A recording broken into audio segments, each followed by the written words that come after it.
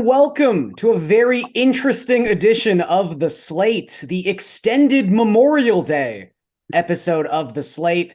All these Americans still on vacation, so it is I, Gary and Thorne, semi-hosting this show with other fellow Canadian, Jeff Ulrich. Jeff, how's it going, buddy? It's going well. Yeah, like you said, I mean, this weekend's always interesting. I always seem to get tapped for a little extra duty because, like you said, I mean, this is one of those weekends where there's only a U.S. holiday. Canada, one day we will probably adopt a holiday just to coincide with Americans because we always do that, but not yet. This is like the one weekend of the year where we don't actually have a holiday, but America does. So yeah, this one trips me up because generally we're pretty aligned. Even if the holidays aren't the same, we just, like you said, make up one and kind of have it in its place. Yeah. But the May 2-4 Memorial Day thing, it just never seems to line up properly. No, so it always sneaks up on you, right? Like you said, it's just like, oh, it's Memorial. It's like a holiday there. And there's nothing here. It's just regular. It's normal day. I am selling some people short, though. Obviously, we got Pike and Eamon on controls, making sure we're not going too crazy today. But we're going to cover all the bases. We're going to talk some golf. We're going to talk some hockey. We're going to talk some baseball. We're going to talk some basketball. A lot going on here in the world of sports. But we will start with Jeff's sort of area of expertise. Before we get to the golf, that's a little bit more pressing. We did see the end of the Western Conference final last night. The Vegas Knights convincingly taking down Jeff's beloved Dallas Stars.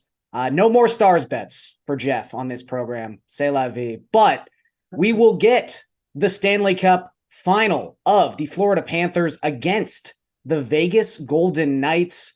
Not probably the matchup you were expecting going into this, Jeff, but 5 days out, how are you sort of assessing this right now? Yeah, no, look, Stars, they had a pretty nice run. I mean, they were a good team to me this year. I would say, like, during the regular season and even the first couple rounds of playoffs, they were one of the top teams for me to bet and some player props and stuff like that. Jamie Benn, shout out, some great goal props for me this year, but certainly flamed out hard in the last round here, even with those last two wins. That was a disaster, two just disastrous performances on home ice. Anyways, neither here nor there. Yeah, Vegas wasn't the team that I had tapped to come out of the West. At the same time, I'm not shocked that they're here because the West, as I said from the start, was wide open. I'm not shocked that Colorado got beat. I'm a little shocked that the Oilers, well, they beat themselves by not moving off Skinner. That's a bigger issue, but Vegas is just they're like the last man standing. Very solid team, great defense. The big surprise in this mix is definitely the Florida Panthers. And even to right now, I think just the Florida Panthers being here, it really sort of like, throws just a complete, screwdriver into this final series. I mean, the East was always known as the better conference all year. It's deeper.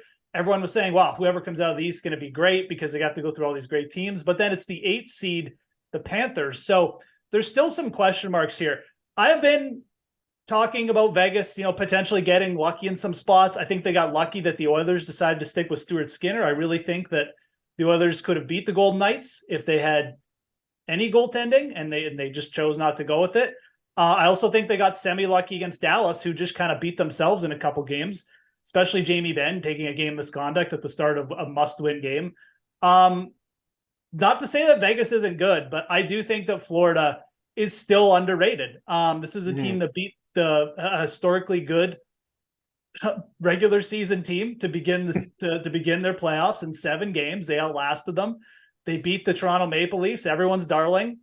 And then they came in and just took care of a Carolina team who was really solid, even without their top wingers. I mean, I have no reason to really sort of doubt the Panthers. They would be my pick right now. Now, I will say this. I think game 1 is way more important for Florida than Vegas. Vegas has shown that they can bounce back. They have home ice. I would not want Vegas or Florida to get in the same funk that Dallas did, because I think if you get down 2-0 against the Golden Knights, there's just too much. They're just too good a team, I think, not to grab one more win and potentially just put the nail in the coffin. So I think game 1 is really important for Florida. I do like Florida on the series line. I think that they're a good money line bet to start, but if Vegas wins game 1, I may just look to just take Vegas to win the series. Is maybe you're hedging or whatever. So it does concern me a little bit that, I feel like game one is pretty important to Florida, but I like the Panthers, man. They were the best team in the regular season last year. They've got the deeper lineup, in my opinion. They have a better goalie. I know it's Bobrovsky's been up and down, but certainly, Bobrovsky over his career has done more than Aiden Hill, and I think you can still trust that. So I like Florida in this series, and like I said, they've been underrated all playoffs. I think they're underrated again. Yeah, how do you sort of assess a team like the Panthers? I mean, I think it's, I guess, ironic to say this as the Miami Heat, an 8 seed in the NBA, is going to the NBA Finals. But, yeah, I think it's always been understood that the NHL playoffs are a little bit more insane than any other playoff structure we have in professional sports. I mean, baseball gets a little nutty too, just like small sample sizes in 3 or 5 game series. But weird stuff happens in hockey. I mean, even we talk about Sergei Bobrovsky and sort of the run he's had in these playoffs. I mean, I remember, and I'm sure you remember it very well, like Dwayne Rollison carrying an 8 seed Oilers team all the way to the Stanley Cup. Like the hot goalie prophecy sort of plays out sometimes. But as you mentioned, the Panthers are a year removed from having 122 points in the regular season. Like this is, some big offseason moves, obviously, but this is still a very good roster, and it sort of is in a crazy way. I know this is the parallel everyone's making, but the Miami Heat, who were the 1 seed in the Eastern Conference last season, didn't play well and got really injured during the regular season this year, where the 8 seed had to go through the play-in, and suddenly it's like, well, they're an 8 seed, but they're not really an 8 seed. Is that sort of the way you have to feel about Florida, just because we do have a track record of past success? I would even say it's more. You need to think about that in terms of the Panthers and the Heat. Like the Panthers, even during the regular season, they were really good in spurts. Like they had some signature wins where they just went and just like cleaned other teams' clocks, like good teams. They just never followed it up. And, so the high end play was there. They just didn't get consistent goaltending.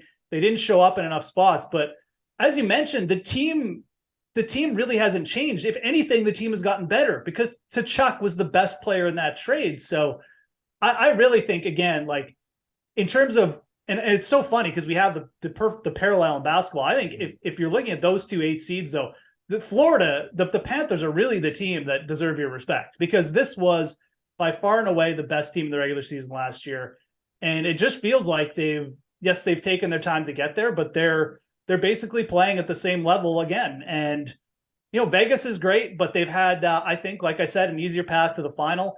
I think they're a very, very solid team, but this is going to be like, I don't think they're going to get the gifts from Dallas and Edmonton that they got in those series. And I think that if you look for spurts in both those series, they were vastly outplayed, just overmatched in certain spots, especially the Oilers. And I think Florida can do the same thing. And if Bobrovsky shows up, I think Florida will do that. So, that's kind of how I'm looking at it. But it's a very weird playoffs for both sports, for the NBA and NHL, because of the 8 seed factor. But I think that we have that big sample size from Florida last year, and we know what kind of team they are. And I think that's the team you're seeing right now. And I don't think there's any need to second guess that, even though the odds for every series I've been in have been second guessing it. So. Well, you mentioned the NBA and how weird that is. We'll get to that in a second. Let's talk some golf before we get to basketball. Hockey doesn't even start for like a week, so. Exactly. I mean, both of these series, we're really in a waiting pattern. We're holding out, waiting for some championship action. But we get the Memorial this weekend. Lot of good golfers in this field. Really A+ field. You've got Scotty Scheffler, you've got John Rahm, Patrick Cantlay, all atop the betting odds leaderboard right now. I know over on DK Nation, you wrote up Rory McIlroy this week as someone you really, really like. Would you say, I know it's hard to say 12-1 is like your favorite bet on the board from a value perspective, but is that kind of where this starts for you this week?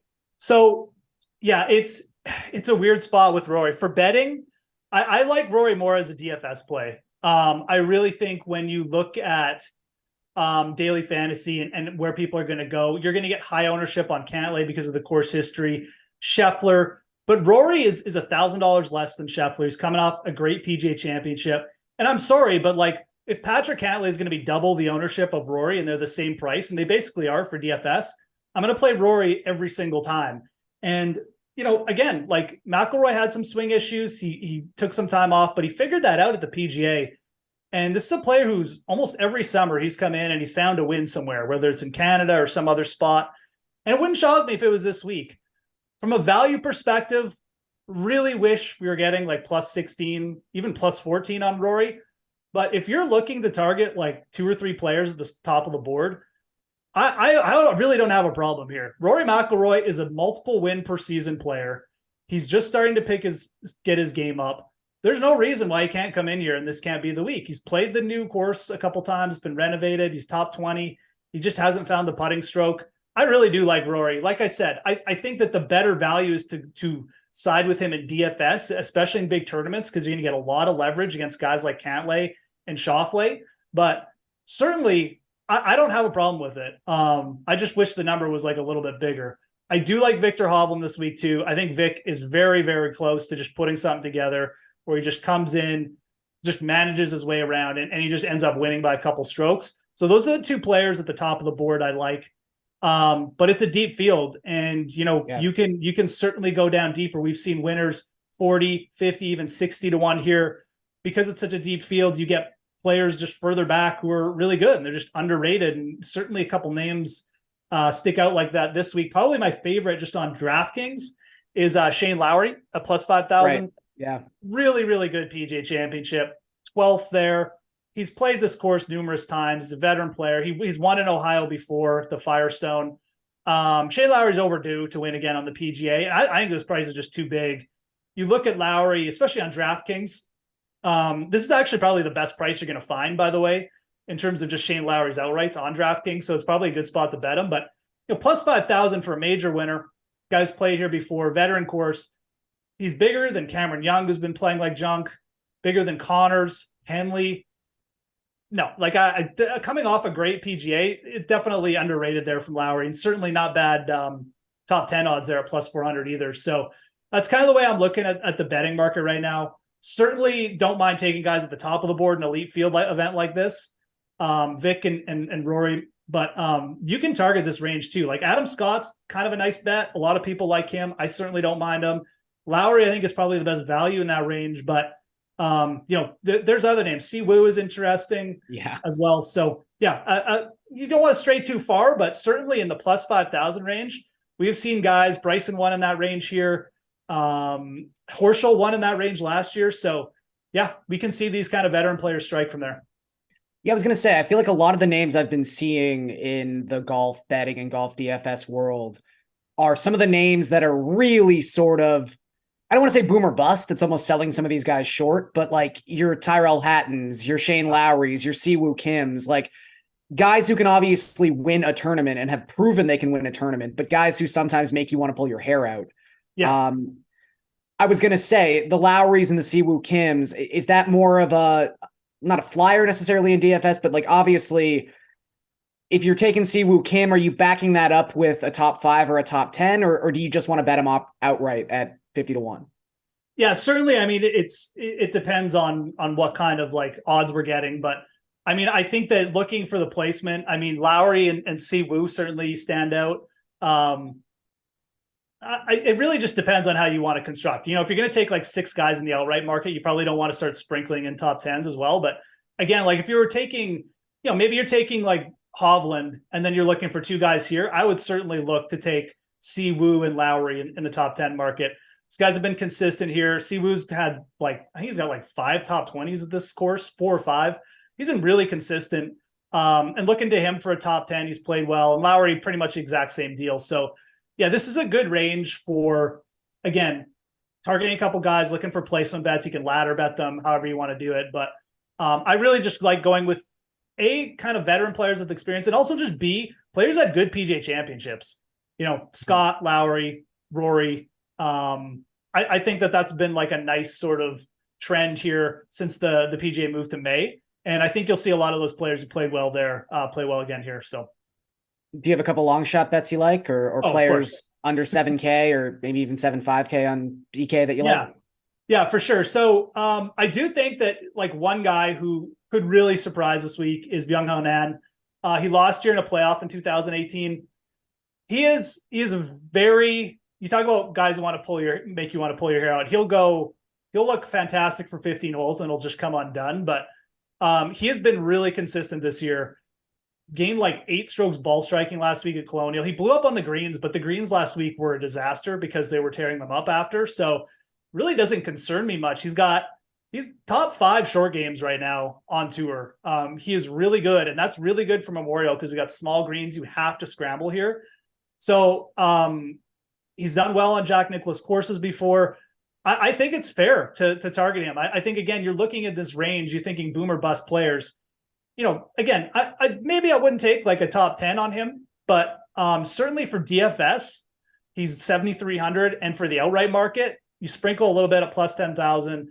I think his upside this week is really good. He's playing really well. And again, I mean, he lost in a playoff here. Like he can get it done. And he's a very, very high pedigree player. People kind of forget sometimes because he likes to make, wild double bogeys every now and then. But I like Byung Han Nam this week. Going back, I think that if I was looking further back here for DFS and for placement, Justin Suh is another player I really like. He's plus 1,200 for a top 10. I'd probably look to him more in the top 20 market. But I think like Justin Suh came up with Colin Morikawa and Victor Hovland. He's still, if you're looking for players right now on the PGA Tour and you just want to kind of say like, who are players that could pop up here who are just still underrated, Justin Suh is top of the list. He should not be plus 20,000 in this field. He's way more talented than anyone down here. Not anyone down here, because there's other players, but he's going to win at some point. He's been playing well all season. He's top 5 at the Honda Classic. And for DFS, he's 6,900, and he's coming off 2 good finishes. He's 25th at the PGA. Would not shock me if he got in the mix at all this week. So Justin Suh, good top 20 bet. I think he's around plus 450 for that. I'll bring it up quickly. And for DFS, 6,900. Really like that price. I think he's got, like I said, a lot of upside for a guy who's sub 7K. And I saw you also plus wrote up 500 even. Actually, that's even better. So there you go. But you had mentioned David Lipsky in your article, and obviously you even preface it in the article with probably top 40 market is where I'm looking with Lipsky, which makes sense. I mean, this guy is, almost at the bare minimum on DraftKings this week, and that's appealing in and of itself. But what is it about Lipsky in his current form that has you a little intrigued? Yeah, so Lipsky is, I wrote up Lipsky this, I always try to give people like a real sleeper, like someone who, you're making some kind of, like you're making a stars and scrubs build. You want to start with like Scotty Scheffler and like Cantlay, and you need someone to fill it out. Lipsky's 6,400 in DFS. He's plus 230 just for a top 40. He's played this event twice and he's made the cut each time. And that may not sound like much, but these are always elite fields. And Lipsky's a really good iron player. He gained multiple strokes around the green, putting, and on approach last week. And he's just underrated. Again, like plus 230 for a top 40 here. You don't need him to do much to top 40. If he makes the weekend, he's got like a better than 50% chance here. And it's only 120-man field. So I think that he's also a player who's shown, like, if his irons are in good form, he can kind of pop up. Like, he's got a bunch of top 20s on tour. I just think that when you look at recent form, he's kind of being grouped with players who have like no shot this week at doing much. Right. But again, for 6,400, tougher field event, I think he's got a real shot here, just with the fact that his around the green game has been good. He's a really solid iron player. If he just has a decent week off the tee, I think he's definitely got a shot at like a top 20, which for DFS at 6,400, again, we don't need him to like make a bunch of eagles because it's a tough course. If he just hangs around and gets you a top 25, that's going to be massive. So yeah, kind of wrote him up as like a mega sleeper, someone for stars and scrubs build. David Lipsky is going to be like 1% owned not even that. So if you're making 100 lineups, you throw in like 3 Lipskys into your, like that's going to get you over on the ownership of them. So, and certainly for a top 40 bet, like I think the price is fair. So from the betting market too, he makes a little bit of sense there.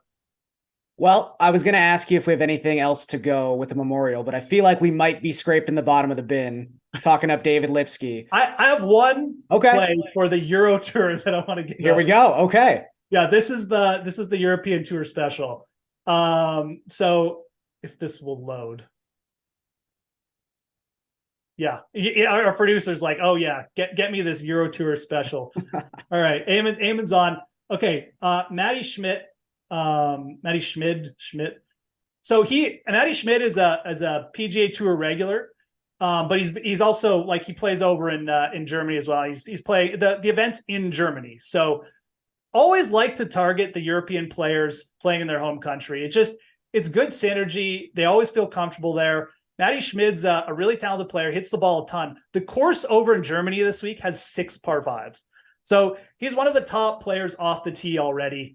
And he's looked like Matty Schmid has had multiple top 10s on the PGA Tour, and he's going up against a really weak field this week. Plus 5,500 is more than fair. Plus 550 for a top 10. Again, he's better than like Marcel Schneider. I mean, I'm sorry, like he's just, he's just got a little bit more pedigree. He's a good young player. He's going to win eventually soon on the Euro Tour, if not on the PGA. And I'm surprised that he's not shorter because he actually played well last week too. So I think it's a very, very good price. Good opportunity there. Again, there's you don't always have to bet the PGA for long shots. I think there's actually a little bit more opportunity over in Europe this week. So just wanted to point him out. He's not coming up on my screen because my internet hates me, but we'll get him up there. Matty Schmid, 5,500 for the outright here in Germany. Germany's finest. He is Germany. He will be Germany's finest if he wins this week, Garion. That will be his new nickname. So, but that's it for the golf for me. So what sport are we hitting on first here, pal? Because you got double duty. I kind of want to talk about the Celtics a little bit. Yeah, sure. Let's talk some basketball. Yeah.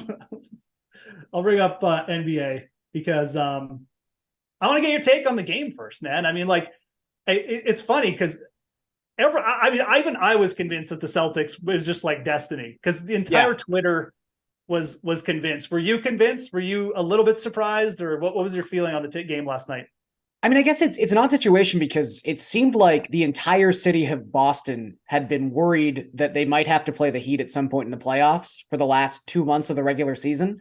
So it prepped me a little bit for what might be like an ugly series. Like that's kind of the Heat's MO, is just muck things up and make it ugly. They love that 90s basketball style.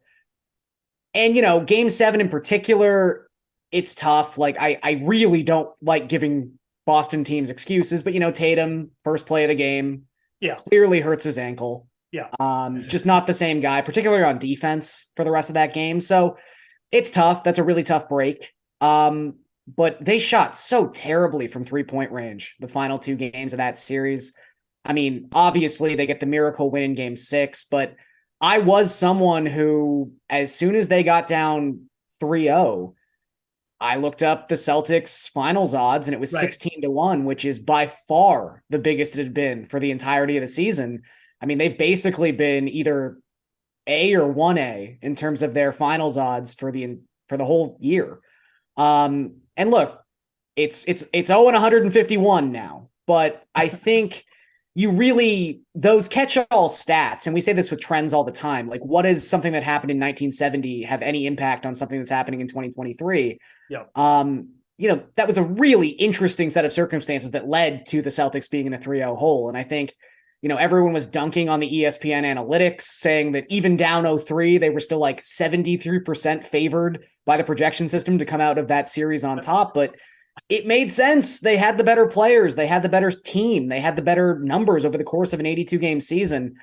But there was a very interesting stat heading into game 7 that with Gabe Vincent on the floor, the Heat had been extraordinary on defense, particularly in their zone. The Celtics just couldn't figure it out. And they saw so much zone in game 7 and just could not do anything with it. Al Horford was sort of like the anchor piece in the middle. He just wasn't getting it done. And the Heat do what they do. They're a team that struggled to score for a majority of the season. Even though they hit a bunch of threes last night, they still only scored 103 points. They are not a great offensive team. And I think carrying that forward, it's not a situation where this was like taking anyone by surprise. I don't think anyone, it seemed like Joe Mazzulla didn't know, but anyone aside from Joe Mazzulla was pretty sure the Heat were going to throw out a lot of zone in that game if you've watched the Heat for the entirety of the last decade. But that's going to be a little bit more difficult against the Nuggets. And the other thing that's key here is if the Celtics were in the finals, they would have home court advantage. But because the Heat are now in the finals, the Nuggets have home court advantage. And the Nuggets just don't lose at home. That has been the big theme of these playoffs. If they pick off a couple road wins, you're in real big trouble because they have been phenomenal at home this season. I believe 39-4 when Jokic is playing straight up, including the playoffs so far this season. And the Nuggets are a fantastic team against the zone, as you would expect. When you have a 7'1" playmaking, amazing scorer, Magic Johnson, facilitator. Yeah. Like, you couldn't design a player in a lab to be better against the zone than Nikola Jokic, right. And it's played out over the stats. By offensive rating, he was the best individual player against zone defenses for the entirety of the regular season. So I know it's like, at a certain point, when do we just trust that the Heat are good? When do we trust that the Heat, much like the Panthers comparison we were making earlier, they're not really an 8 seed. They're a team that got dealt a bit of a weird hand. How seriously they even take the regular season at this point is definitely up for interpretation. They've got a lot of veterans on that team. But the Nuggets are just so good, and they seem like they're so good specifically at doing the thing the Heat are kind of, that's like the Heat curveball that always seems to work. I don't think it's going to work against the Nuggets. And then you've got Jamal Murray playing at a just at another level at this point. So I think right now, because the Nuggets are properly priced, in my opinion, and I think the Nuggets win this series, I think you kind of have to go to like series props. I think you might have to say like, you know, the Nuggets win this in 5 games, which I assume is probably like, I don't know, plus 200, maybe plus 250, possibly. I didn't look it up, actually. I should have if I was smart. I'll find it eventually. But yeah, I think that's maybe where the market is, because again, I think the Heat are great at a lot of things, and Michael Malone's a much better coach than Joe Mazzulla, but he's still going to lose the coaching matchup battle with Eric Spoelstra. But it's actually a pretty good line to get the Nuggets to win in 6, minus 160. It's not bad. It's not bad. I would take a look at that. But I think the specifically in 5 games one is interesting, because basically how that would play out is Nuggets win both games at home, games 1 and 2. They steal on the road in Miami. Then they just finish the deal in game 5 in Denver. And I think, to me, that seems like a really likely scenario. And obviously at plus 125, if maybe they just sweep them. I don't think they're going to sweep Miami. So I'd probably prefer the better odds with specifically a 5-game series as opposed to the minus 2.5 games. But I do just think Denver's the better team. And I think Nikola Jokic is that good. Yeah. All right. No pushback for me. I mean, I just don't know how the Heat are going to make the same kind of series again that they did against the Celtics. No, just doesn't seem plausible. I mean, it at least seemed plausible to me because the Celtics were so up and down too in the playoffs before that series was going to be way closer than people thought. This just doesn't seem plausible. So yeah, looking to get on the series spread, the spread or something makes a ton of sense. Let's do some quick MLB because we got about 5 minutes left. Where do you want to start here tonight, man? I mean, I have not looked at the slate at all for baseball, so I'm coming in fresh. It looks like we got about 1 million games though, so that's good. Yeah, full slate. 13 games. Take it wherever you want. Yeah. Some semi-interesting lines. I think if you want to get into the betting side of things, Tampa, Chicago. Part of me wants to take a chance on the Cubs on the money line here. They're plus 150. Kind of just by general rule, don't bet against the Rays in general. Don't bet against the Rays when Shane McClanahan is pitching. He might be the best pitcher in baseball. So the way I might rather take this is over 8.5 runs at minus 115. I think Kyle Hendricks is washed. This dude is done. He's only pitched 1 game this season. He was injured in spring training. He's made his way back. Looked really bad in the first start he made in 2023 last week. This is someone, too, who specifically against left-handed bats was getting annihilated last season. And we'd sort of seen signs of that happening the last half decade, but really came to the forefront in 2022. He's now going to have to go up against a Rays lineup that will just stuff their batting order with left-handed bats and switch hitters. Like, they'll probably have 7 lefties in there tonight. So I think the Rays can probably score 5 or 6 runs, maybe even 7 by themselves. And I think McClanahan might give up a couple because the Cubs are actually really good against left-handed pitching. McClanahan's not your average lefty, but the Cubs have the second best WRC plus against lefties of any National League team. I think they can string together a couple of hits and score some runs here. So I would take the over 8.5 at minus 115. I think those are pretty decent odds. I I would also take a look at the Pirates on the money line at plus 125. Okay. I know Matt LaMarca, who could not be here tonight. He also likes the Pirates. He wrote them up over on DK Nation. So I'm sort of echoing some of his points here, but kind of a weird pitching situation for the Giants tonight. They've got John Brebbia starting in sort of like a quasi opener kind of scenario. He might pitch 2 innings. He's done this a lot. Okay, He's right. pretty good. He's a good reliever. But after that, it seems like their only option is going to be to go to Sean Manaea, who has been terrible so far this season. He was actually pretty bad last year too. Surface numbers weren't awful. The advanced metrics hated him, and it's really playing out this season. He's got the highest barrel rate of any pitcher in baseball. He's just getting absolutely crushed. Seems like he's cooked. And the Pirates have some really good pieces in their lineup against left-handed pitchers like Sean Manaea. So I think they can score some runs tonight. And then Johan Oviedo, he's sort of in like the Brian Bayo camp of guys I just can't quit on, because when you watch them, the stuff is so electric, even though the stats don't always say he's great. But Oviedo's a dude with like a 99-mile-an-hour fastball and the dirtiest slider you've ever seen. And sometimes he looks unhittable and sometimes he looks like garbage. But I'm willing to bet that tonight's one of those good nights for Oviedo. He's got some great advanced numbers so far this season. I just think the Pirates have the pitching advantage here. And if we do see Sean Manaea pitch, 3 or 4 innings in this game out of necessity, that bodes really, really well for the Pirates and really, really poorly for the Giants. So I like them a lot too. How about a little same game parlay action? We take over 5.5 strikeouts with the Pirates money line for Oviedo. Don't hate that. The Giants, they've been slightly better the last 3 weeks at striking out, but for a majority of the season, they have the highest strikeout rate in baseball, up over 28%. So I do not hate that at all. I think Oviedo can definitely get 6 strikeouts in this game. That's really kind of my focus on the sports book. In terms of DFS, I think there's I got the DFS open. So if there's a couple players you want to highlight quick, and then we got to get out of here. My producer is going to strangle us. Yeah, I'll just talk up Zach Gallen really quickly, because this is a slate that's got some really nice pitching options. I mentioned McClanahan already. I even think like Yusei Kikuchi could be kind of useful tonight, just because the Brewers cannot hit anyone left-handed. But Gallen is in a really nice spot right now. He's arguably been one of the better pitchers in baseball the past year and a half. He's 10-7, so he's definitely expensive. But Colorado, when they're not in Colorado, is just such an obvious place to attack. Their strikeout rate goes from about 18% at home to 24% on the road. Gallen has a FIP hovering around 2. He's got a strikeout rate hovering around 30%. He's just been so good this season, so effective, so reliable. Whereas Colorado, they're also missing a couple key bats. Not only is CJ Cron on the IL right now, but Charlie Blackmon is on the bereavement list, so he's away from the team. It's like a C- version of an already bad lineup. So I think Gallen is obviously my SP1 tonight. Okay, there you go. Gary likes Gallen and this dude pitching for the Blue Jays, Kikuchi. Half endorsement. I can never fully endorse Yusei Kikuchi. Use at your own peril. Full endorse.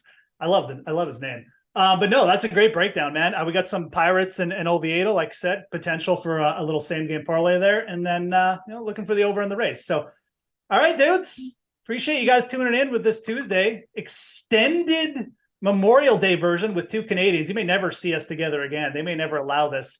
Cost them too much money to have Gary and I on the same program at once. But coming at you, Madden coming up right now.